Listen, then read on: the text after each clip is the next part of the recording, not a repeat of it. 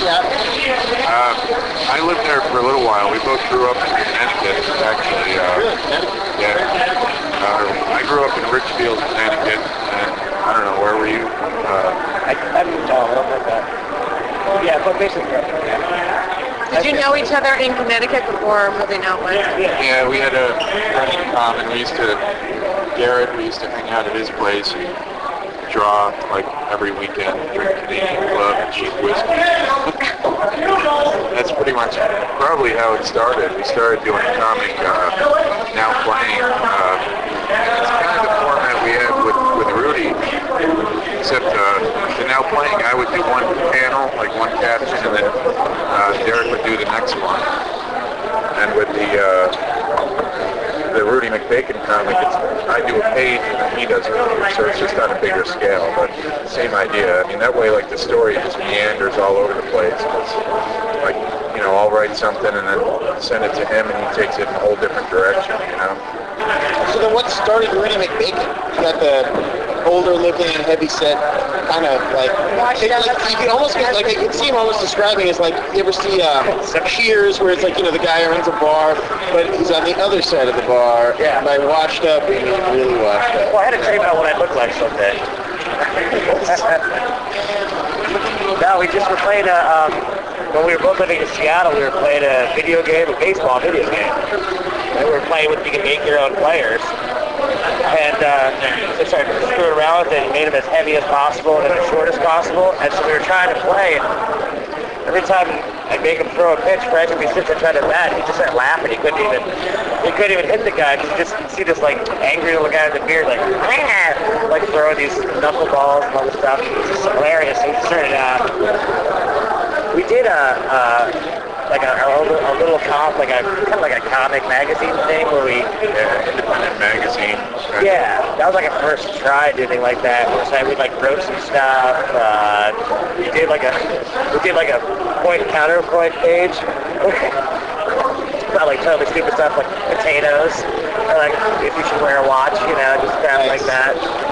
And then one of the comics we did in it was a Rudy McBacon comic, you know, so we did like 2 of those.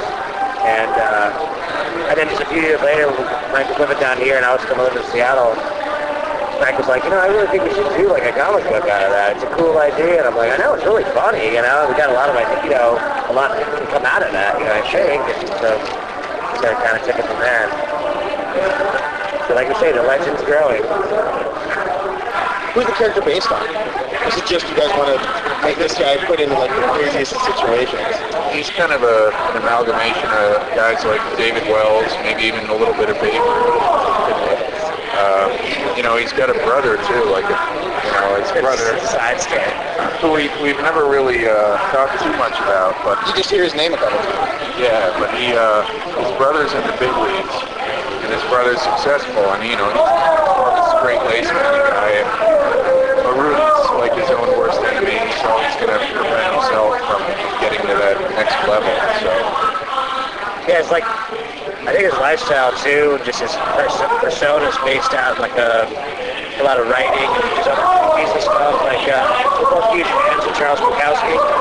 You know, like the kind of like, you know, just crazy, you know, drunken, you know, dreamer. It's kind of why he was a total loser. He could still play, you know, try to play, but you know, he's got hopes and dreams. He's giving it a whirl, but he's still angry and pissed off. I think anybody that's had to have, like, you know, that's worked a lot of, you know, like hard jobs, you know, if you've done any physical labor or anything, you know, you've been in a situation where you can't believe you're in it, you can totally relate to that, you know? Totally. You kind of look around, you're like, what the hell am I doing in my life, you know? Do you guys both do the drawing, or one does the writing and then the other one kind of throws stuff in? we both do everything. Yeah. Split the whole thing pretty much down the middle. Yeah, for like the finished products, like, Frank pencils it, and then I'll ink it, and he does the front, I do the back cover. But as far as like the rough draft, it's pretty much a 50-50. So what's the turnaround time? Like, let's say for the 6th issue, let's say, how long does it take from conception, you know, conceiving everything to a year? A year? Pretty much, yeah. I mean, I guess once the convention's over, we relax for a little bit. We don't really get started on the new one. I don't know, usually whenever we think of something, and then we take our time with the rough copy, and then penciling takes me, maybe a month, 2 months. And I mail them up to him, and he inks them, and scans them in, sends them down to me. That the production part's not as bad. It's just writing the rough copy, I think, that we take the longest amount of time with. You got many ideas that are popping into your head for the next one? Yeah, we got ideas for like the next 3 or 4 probably. I try to think of funny stuff to go along with it. Yeah. You try to make them like funny, like not just, it's definitely more like comic strip style than like, wild comic art. Yeah. So a lot of it, I think, is, the characters and kind of some of the dialogue. I mean, it's not highbrow Shakespearean humor, but it's funny, like it's cool. Like when I see somebody just looking at it, like flipping through, and they're like kind of giggling. Like every other page, I was like, they don't know me, like they're just not doing that to make me feel good. Like I actually got a little giggle out of somebody. Yeah, that's cool, like. Yeah, we got tons of ideas. Good ones. No good ones. Who publishes it? You guys self-publish it, or you guys have someone send it out to go get printed, or what? Yeah, we self-publish it. I got a new picture now. We used to go to Minuteman Press. I met this new guy, and he did a really good job, and pretty inexpensive. I just give him a CD with all the files on it. Yeah, that's one of the most stressful parts about it. Also, since you feel bad too, because Frank handles all that down here. It's just way easier for him to print it down here. So it kind of stinks. I can't come down together, look for stuff. It's like, if something's like a week late or whatever, it's like he's freaking out. There's nothing I can do about it. Ideally, that would be able to change that. But yeah, the website too. Like, I don't know too much about building websites, but I kind of pieced it together what we have, and it's good for now. But eventually, I'd like to get someone to do a really nice looking website. What sort of other stuff? You got shirts. What other stuff do you have that? What do you find that sells?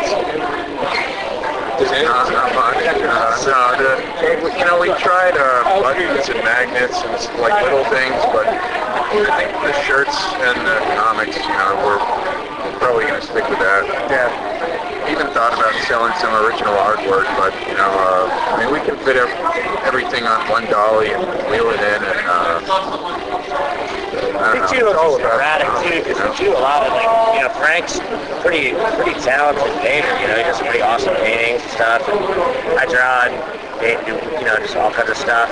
I think if we kind of tried to do a lot more of our other artwork and stuff too, it would just be all convoluted. It's nice having it focused, horseshoe organized, and then like I said, we can still do drawings. We can talk to people. Like a lot of people come over with sketchbooks.